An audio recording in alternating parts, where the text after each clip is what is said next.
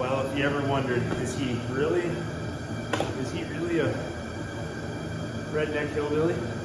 Yeah, he is. I learned how to make spirits about 15 years ago, and I've never bought a bottle of rye or whiskey or bourbon or vodka since. You can't beat it when you make your own, man. So basically what we gotta do is we gotta boil it in water. Get that water to a rolling boil. And then we add our corn. I use cracked corn. I use cracked sweet yellow corn, and so I do 55% corn, and then barley, malted barley, and malted rye grain, and that's the mixture that I'm not going to give away my mash bill, my exact percentages, but that's what I do. Add my corn, add my rye, add my barley into here, let it steep for, I don't know, usually let it steep for a few hours, and then I pitch my yeast and let it ferment. So a little bit of a process, but whatever, it's fun. It's a fun thing to do, right? It's kind of like making your own sausage or making your own, you know, whatever, making your own sausage or jerky or whatever. And I love it. Time to make some whiskey. So that water has to hit about 200 and usually around 212 degrees is what I heat it up to. Get a nice rolling boil. And there's my cracked corn.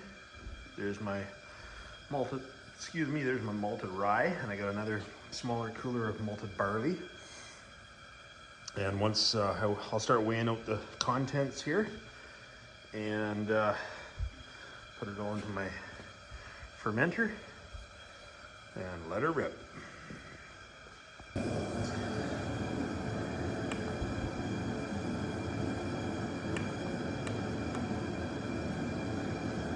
So I generally don't get super carried away with my ingredients, but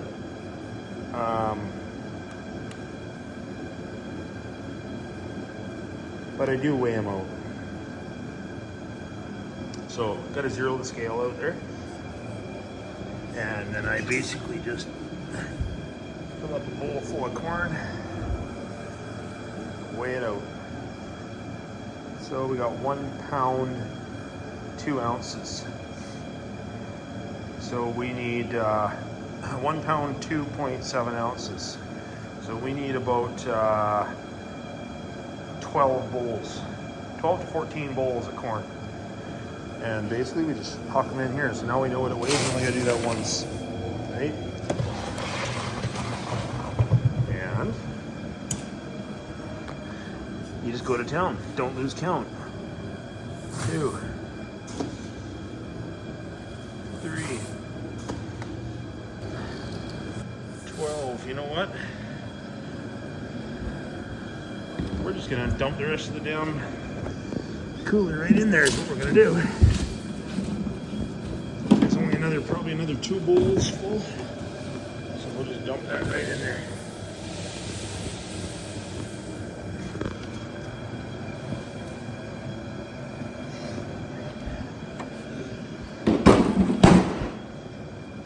So basically what we'll do is once that water's boiled, we're gonna throw it into the corn. We're gonna stir it up and let it steep. I use this here on the end of my drill, stir it up, and I stir it, give it a really good stir about every 20 minutes. And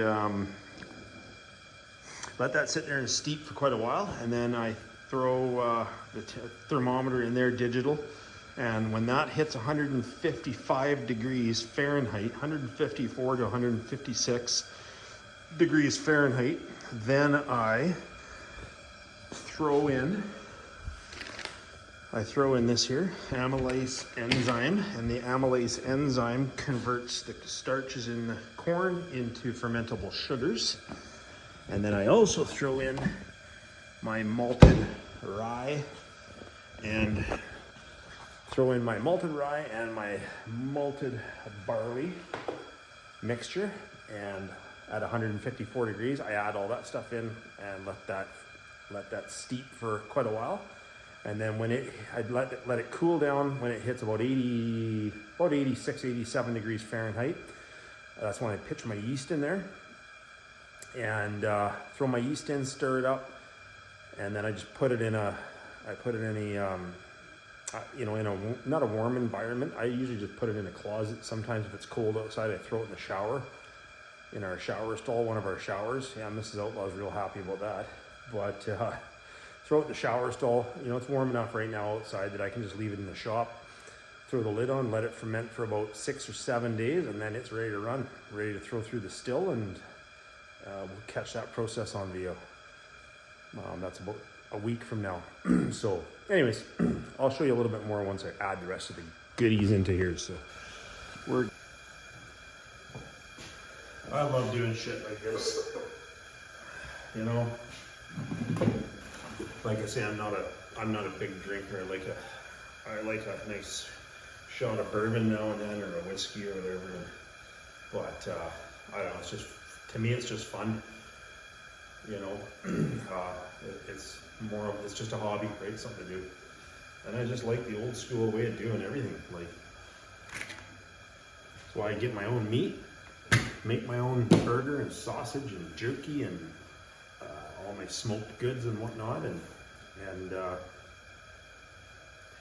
yeah, I love it. Now I picked up the family. This was passed down to me through family members. My aunt was the last of the moonshiners in our family, and I learned the craft from her. She's still around right now, but she doesn't do it anymore. So she passed her knowledge down to me and to her granddaughter. And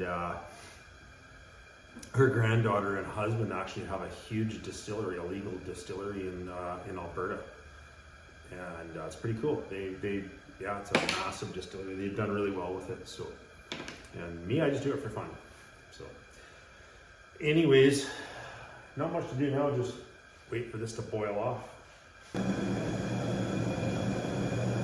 Anyways, check out my newest hat. So my son-in-law, he runs a hockey development camp here on the island for young men and ladies, kids. I think the ages are like 8 to 15 sort of a thing, and it's really developed into an amazing camp. And so that's his side hustle. He works with me at the company I work for, and his side hustle is his hockey camp. Does really well with it. So he gave me this awesome hat. I just love it. So now I got 3 go-to hats. I got my hat from Sarah. I got this hat, and they're this very similar style. And then I got my youngest daughter's boyfriend, the hockey player. He gave me a hat from his team. And a man of many hats. Anyways, I damn near ran out of propane. I'm starting to get low on propane, but I found another bottle, so we're getting some rock and roll. And not much to do, really, just chill out and let the water boil and do its thing, and then we'll get on to throwing the grains in. All right, a little bit more later. It's funny, I was telling my wife when I got home from our cabin, I was telling her that and then I told Steve later on. I texted Steve. He's out on the west coast right now, not very far from my cabin. He's across the water from where I am. He's on his boat doing some fishing and whatnot, but I texted him and told him too, and I was telling my wife I went to bed there the one night. I was just exhausted. I'd worked in the boat for like 12 or 13 hours or whatever. And I went to bed and I woke up at 3 o'clock in the morning. I wake up usually about 5 or 6 times a night, which is ridiculous. It drives me bonkers. But I woke up, I think I woke up the first time at around 12, and then around 2 o'clock, and then at about 3 o'clock. And I woke up at 3 o'clock and I'm laying in bed in my bed's, our bedroom's downstairs, and we've got a gravel driveway, and then right beside our gravel driveway is forest. Right, there's no houses. It's just like a gravel driveway and forest for hundreds of miles. No towns, no nothing. So, and we've had all sorts of, like we've had bears, cougars come right down our driveway. Like right, I had a bear one, I think a couple years ago. I was doing dishes in the kitchen, looking at the driveway, and this bear comes walking down my driveway and sticks its face right up the frickin' kitchen window. Just sticks its head up and looks at me. I'm like, holy shit. So anyways, there's always bears and cougars or whatever. Wolves. We had a wolf. Actually, when I bought that lot, when I bought this place, this piece of property, I was there looking at it with a friend of mine, and a bloody wolf came out of the timber up onto the road and looked right up at us as we're standing up on this vacant piece of land. And I'm like, there's my sign, the lone wolf. The lone wolf came up and told me to buy this lot. So anyways, going back to just the other night, I'm laying in bed. I wake up at 3 o'clock in the morning. I'm like, just kind of laying there, and I'm like, I can't go back to sleep. I'm tossing and turning, and I hear something walking up the driveway. And I'm like, and it was close to my bedroom window, and I'm like, what the hell? But I think I had my eyes closed at the time when I heard it, and I'm like, what the hell is that? And then I could hear it walking right, just like probably only maybe 10 or 15 feet outside the bedroom window on the gravel. And then it stops, and I hear it peeing on the gravel. And I don't know, it sounded like it was peeing for like 2 minutes. It sounded like a freaking garden hose running. And I'm like, what the hell? And I had my eyes open at this time, and I'm kind of like laying there, and I didn't want to get out of bed. It's like, whatever, it is what it is. And but I just thought it was strange. I'm like, God, that is freaking bizarre. And then I laid there for a while. I finally went to sleep. Woke up in the morning. I don't know, 5:30 in the morning. I wake up and I'm like, that was bizarre, man. I was like, and then I started questioning. I'm like, was that a dream or did it really happen? Or I know what really happened. I know I was awake. But anyways, it's kind of weird. It is what it is. I don't really care. The animals have as much right to walk up my driveway and piss as I do, so. Hey, when I'm outside by my fire outside, I walk over to the edge of the driveway in the ditch and pee, so why can't they? No reason they can't. Yeah, lots of great feedback from people on these last few videos, and like I say, I'm gonna do that. I'm gonna do a Zoom meeting here pretty soon with my buddy Eric. Seems like an awesome guy. So many people that have reached out to me, email and whatnot, and just seem like unreal people, like amazing people. And I say all the time, man, I wish there was more people like you in the world, because it would be a better place. People were kind and generous and just decent people. So. But anyways, yeah, had a good chat with Eric again a couple times. And had some help from Greg, my buddy Greg. Emailed me, and he actually emailed me because I asked for help on doing the live thing, and he emailed me instructions from YouTube, I believe, and I watched it on how to do the live and how to do a Q&A sort of a thing, and I was like, man, that's awesome, thank you. So thank you guys very much, appreciate it. Appreciate all the help, appreciate all the support. All right, I couldn't record pouring the water in because that was pretty tough, but anyways, water's poured into the barrel here now, and just mix her up.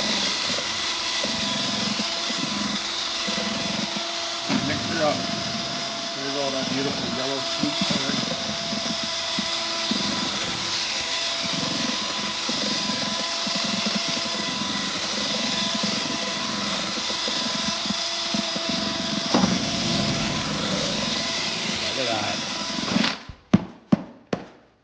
Look at that. Beautiful. So simply do that about every half an hour. Mix her up. All right, here we are. So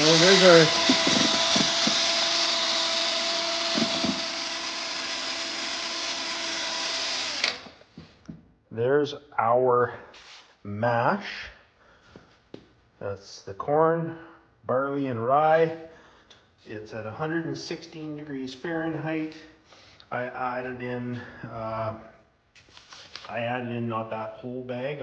I throw in about 8 pounds of sugar, just to get the sugar content up more than just from the grains. And 116 degrees right now. And once it hits about 88 degrees, we'll pitch our yeast. Right there is our yeast. And then we are good to go. One more thing that we do here. Hang on, let me flip the camera around for us. One other part of the process that we need to do here is we need to check the alcohol content in this. And the only way you can really do that properly is with a hydrometer. So that's what we're going to try to do here.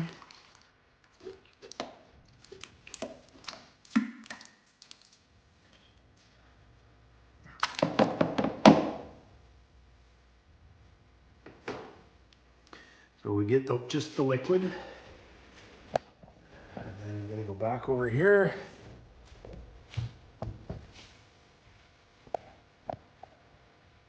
We get the liquid, and we pour the liquid into this tube. That's not going to be enough. I'm probably have to get a little bit more.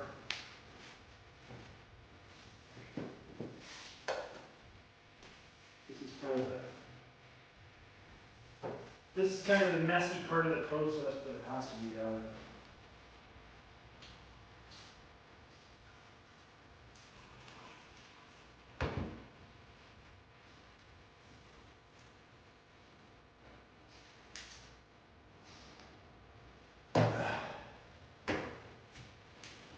So you don't want any solids in here when you're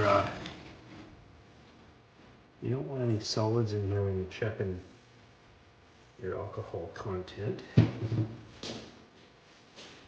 get this tripod down here a little bit for you. Hang on. So we've got this filled up with our mash, and we're looking really good.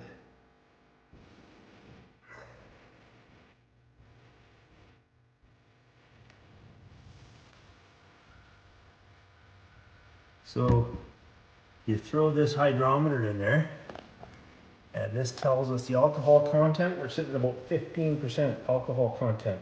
So that's your ABV, alcohol by volume, 15%, 15 to 18%, so that's pretty good.